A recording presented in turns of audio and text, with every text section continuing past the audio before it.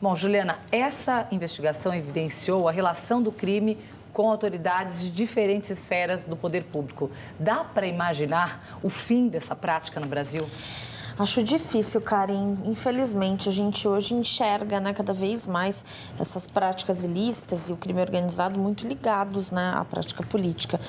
Tem uma questão um pouco de como que as instituições no Brasil se desenham, né?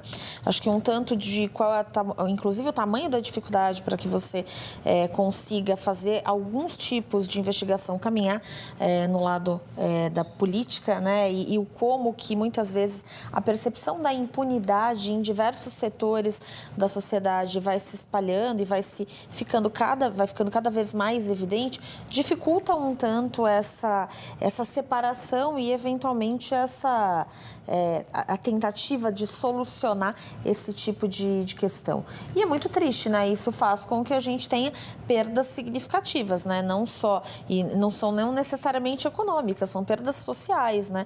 A gente, quanto mais esses crimes e essas coisas acontecem, né? Cenários como esse se solidificam, mais difícil fica acreditar tanto no setor, na esfera política, quanto, inclusive, na possibilidade de erradicar aí todo o crime organizado. Sim.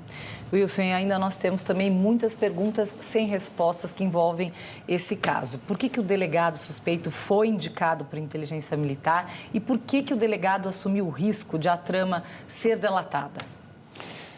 Bom, a estrutura do crime organizado no Rio de Janeiro exige um enfrentamento muito mais complexo do que qualquer tipo de enfrentamento que você faz em crimes em qualquer outro lugar.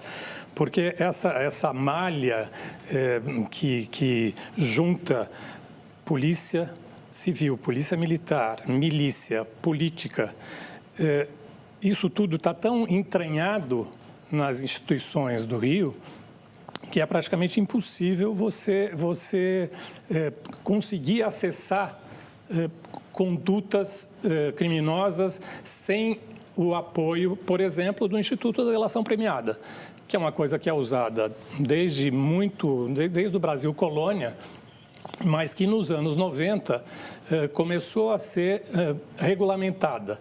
E hoje a delação premiada já está prevista no Código Penal, está previsto na lei basicamente na lei do crime organizado, que é uma lei de 2013, que aí define quem deve propor, quem deve aceitar a delação premiada. E foi graças a isso que se chegou aos mandantes do crime. Ao contrário do que disse o ministro Lewandowski, o caso não está encerrado.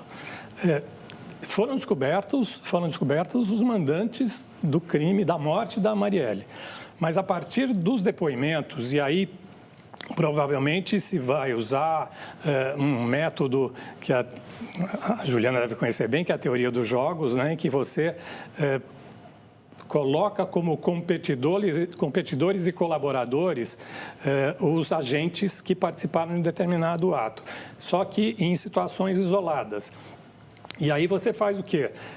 Você premia aquele que delatar o outro com redução de pena, com algum tipo de benefício.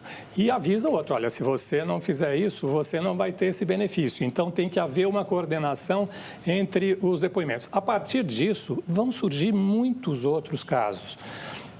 Já se sabe que o Rony Lessa participou, por exemplo, que foi o executor, participou de muitos outros crimes que também não foram investigados. É que o caso da Marielle ganhou uma visibilidade muito grande e, a partir desse caso, certamente vão surgir os outros casos que ficaram esquecidos ao longo do caminho. Mas eu não concordo com o ministro quando ele diz que o caso está resolvido. Tem uma outra questão que é muito relevante, que pouca gente sabe, é que o secretário da Segurança no Rio de Janeiro não é escolhido pelo governador, não é indicado pelo governador, é indicado pela Assembleia Legislativa. Então, aí você vê a promiscuidade que existe entre a política e a polícia. Quer dizer, o secretário de Segurança, basicamente, depende do apoio da Assembleia Legislativa. Quer dizer, não tem pé nem cabeça isso. A propósito, eu até sugiro que todo mundo que não assistiu, assista, e quem já assistiu, assista de novo, Tropa de Elite 2. um filme de 14 anos atrás que parece um documentário do que aconteceu agora. Todos os detalhes do caso Marielle estão antecipados no Tropa de Elite 2. É uma coisa impressionante. O Zé Padilha fez um filme que é o retrato do Rio de Janeiro de hoje. Essa promiscuidade entre todas essas instituições.